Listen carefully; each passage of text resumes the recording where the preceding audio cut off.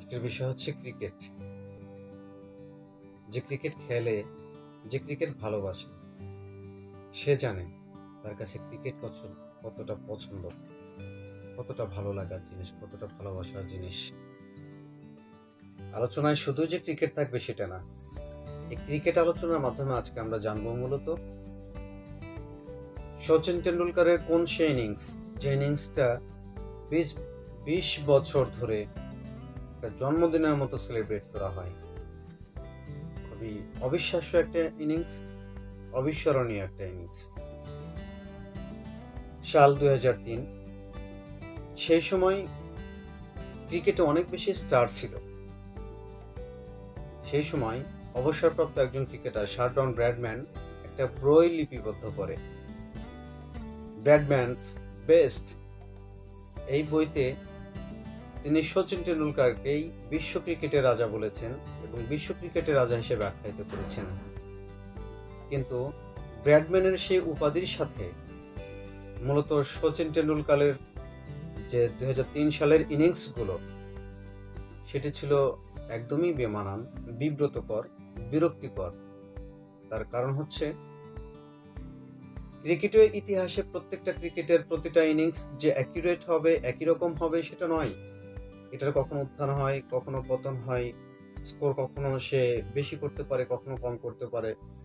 সচিনের জীবনের ইতিহাসে 2003 সালটা ছিল অত্যন্ত দুঃখজনক। সেই সময় তার স্কোরটা ছিল মূলত 1 run, 5 run, 7 run, 0 run, 37 run, 44 run. মূলত তার সেই সময়ের 17টা ইনিংস ছিল এতটা লোয়েস্ট স্কোরের। কোন একটা স্কোর 50 ঘরে পৌঁছাতে পারেনি। 2003 সালের যে ইনিংসগুলো আছে, দু একটা ইনিংস 50 পৌঁছালেও সে কখনো বড় ইনিংসগুলোতে বড় করতে পারেনি। তো এমন একটা সময় তার উপাধিটা দেওয়া হয়েছিল, যে সময়টার তার স্কোর ছিল অত্যন্ত দুঃখজনক। সেই সময় একটা সিরিজ চলছিল অস্ট্রেলিয়ার সাথে ইন্ডিয়ার, 2003 সালের শেষের দিকে সিডনি প্লে গ্রাউন্ডে। তো সিরিজটা ছিল এমতো অবস্থায় যে 2003 সালটা শেষের দিকে এবং 2004 সালটা একদম স্টার্টিংয়ে, শুরুতে, অর্থাৎ ডিসেম্বরের দিকে সিরিজটা শুরু হয়েছিল। তো যখন এই সিরিজগুলো এভাবে চলছিল এবং তার স্কোরগুলো এভাবে চলছিল, তখন সে রীতিমতো বিব্রতকর পরিস্থিতিতে পড়ে গেছে। কারণ একদিকে সে একটা বিশ্ব ক্রিকেটের রাজা হিসেবে খেতাব পেয়েছে, অন্যদিকে তার ইনিংসগুলো হচ্ছে লো স্কোরের। তো সেই সময় সচিন টেন্ডুলকার তার বড় অজিত টেন্ডুলকার তার কাছ থেকে বুদ্ধি পরামর্শ নেয়। অজিত টেন্ডুলকার তখন এই বুদ্ধিটা দেয়, যদি তুমি কিছু করো তাহলে কিছু করার মতোই করতে হবে। তো ক্রিকেট ইতিহাসের সচিন টেন্ডুলকারের যদি প্রত্যেকটা ইনিংস আমরা অ্যানালাইসিস করি, তাহলে আমরা দেখতে পারবো তার ফেভারিট শট হচ্ছে কভার ড্রাইভ।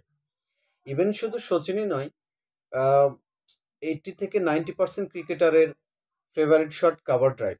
প্রতিটা ক্রিকেটার তার রানের চাকা সচল রাখে কভার ড্রাইভ শটের মাধ্যমে। মূলত যে বলটা অফ স্টাম্পের সামান্য বাইরে দিয়ে পাস হবে ভাব, ঠিক সেই সময় ব্যাটসম্যান বলটাকে কভার ড্রাইভ খেলে দেয়। আর প্রতিটা ব্যাটসম্যানের একটা ফেভারিট শট থাকে, ঠিক সচিনের সেই ফেভারিট শট হচ্ছে কভার ড্রাইভ। তো অজিত টেন্ডুলকার তখন তাকে বুদ্ধি পরামর্শ দেয়, তোমাকে কিছু করতে হবে এবং তোমার ফেভারিট শটকে বাদ রেখে, অর্থাৎ কভার ড্রাইভ শট না খেলে। তো আমি সচিনের যে ভাষ্য ছিল, সচিন টেন্ডুলকারের যে ভাষ্য ছিল, সেটা পারবো কি পারবো না, দ্বিধান্বিত ছিল, দ্বিধাগ্রস্ত ছিল। তবুও সে মনে প্রাণে একটা জিদ রেখেছিল যে আমি পারি বা না পারি, আমি অ্যাটলিস্ট চেষ্টা করে যাব। 3 জানুয়ারি 2004 সাল, প্লেগ্রাউন্ড ছিল সিডনি ক্রিকেট প্লেগ্রাউন্ড। ম্যাচটা ছিল অস্ট্রেলিয়ার বিপক্ষে টেস্ট ম্যাচ। সেই সময় স্টিপর একটা ব্যাটিং ট্র্যাজেডি ছিল, যদি রান করতে হয় তাহলে কভার ড্রাইভ খেলে রান করব। কিন্তু সচিন টেন্ডুলকার সেই ম্যাচটাতে তার ট্র্যাজেডি ছিল, রান করব কিন্তু নো কভার ড্রাইভ, অর্থাৎ উইদাউট কভার ড্রাইভে আমি রান করব। তো ইনিংসটা স্টার্টিং হলো, প্রথম সেঞ্চুরিটা হলো, একটাও কভার ড্রাইভ শট নেই। 100 রানের ভিতরে একটাও কভার ড্রাইভ শট নেই। এরপর খেলতে খেলতে খেলতে তারপর 200 রানের ইনিংস হলো, ইনিংসটাই, তবুও কোনো কভার ড্রাইভ শট নেই।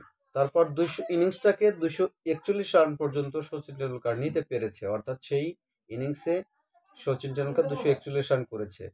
কিন্তু সবচেয়ে ইতিহাস ঘটানোর মতো একটা বিষয় হচ্ছে ইনিংসটিতে একটাও কাভার ড্রাইভ শট নেই,